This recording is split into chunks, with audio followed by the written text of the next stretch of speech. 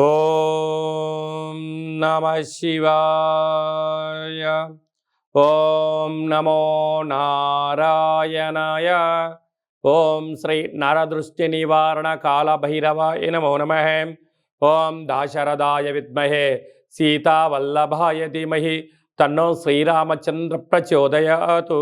హరి ఓం. మా ఛానల్కి స్వాగతం. చూస్తున్న వీక్షకులకు ప్రేక్షకులకు ప్రియ కాళ భైరవ భగవద్బంధులకి స్వాగతం పలుకుతూ మమ్మల్ని ఎంతగానో ఆదరిస్తూ ఉండబడినటువంటి ప్రియ సోదరి మణులు అందరికీ కూడా సనాతన ధర్మ వీక్షకులకు సంరక్షకులకు శ్రీరామనవమి పండగ శుభాకాంక్షలు. అందరము రామనామాన్ని జపింపచేద్దాం, ధర్మాన్ని కాపాడుకుందాం, ధర్మబద్ధమైన జీవితాన్ని పొందుదాం. అయోధ్యలో రామ విగ్రహ ప్రతిష్ఠ అయిన తర్వాత మొట్టమొదటిసారిగా జరుగుతూ ఉండబడినటువంటి శ్రీరామనవమి కనుక రాబోయే కాలంలో మనం అందరము కూడా అయోధ్య వెళ్దాం, రాముని దర్శిద్దాం, రామతత్వాన్ని మనము తెలుసుకుందాం.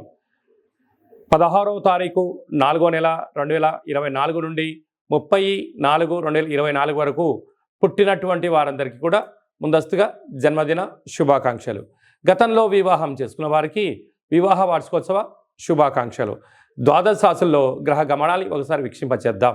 మేషరాశిలో రవి మరియు గురు సంచార స్థితి, కన్యరాశిలో కేతు సంచార స్థితి, కుంభరాశిలో కుజుడు మరియు శని సంచార స్థితి, మీనరాశిలో బుధుడు శుక్రుడు మరియు రాహు సంచార స్థితితో ద్వాదశ రాశుల్లో గ్రహ గమనాలు ఈ విధంగా ఉన్నాయి. ధనుసు రాశి జాతకులు చైత్రమాస పూర్ణిమ సందర్భంగా ఎలాంటి విధి విధానాలు పాటించాలో ఈ వీడియోలో సవివరంగా సంపూర్ణంగా తెలుసుకుందాం. ధనుసు రాశిలో ఏ నక్షత్రాలు వస్తాయనగా మూలా నక్షత్రంలో 4 పాదాలు, పూర్వాషాఢ నక్షత్రంలో 4 పాదాలు, ఉత్తరాషాఢ నక్షత్రంలో 1 పాదం కలిపితే ధనుస్సు రాశి అవ్వడం జరుగుతుంది. చాలామందికి పుట్టినటువంటి కాల సమయంలో డేటా ఆఫ్ బర్త్లు లేనటువంటి కారణం వలన పేరు యొక్క మొదటి అక్షరాన్ని అనుసరిస్తూ రాశిని తెలుసుకునే ప్రయత్నం అవుతుంది.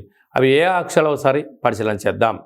ఏ, యో, బా, బి, బు, ధ, బా, డా, బే అక్షరాల వారందరూ ధనుసు రాశి జాతకులే. ధనుసు రాశి యొక్క అధిపతి దేవగురు బృహస్పతి.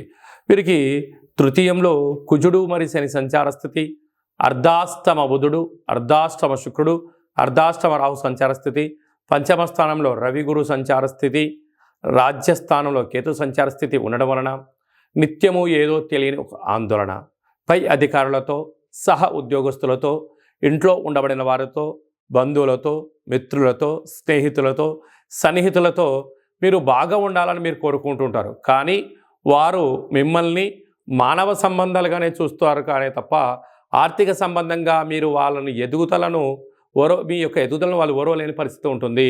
కనుక ఎంతసేపు ఉన్నా మిమ్మల్ని మాటలతో బాధ పెట్టడం కానీ, లేకుంటే చేస్తున్న పనుల్లో ఎంత చక్కగా మీరు చేసినా సక్రమంగా చేయలేదని చెప్పి మిమ్మల్ని బాధ పెట్టడమే వాళ్ళ లక్ష్యంగా కొందరు ఉంటారు.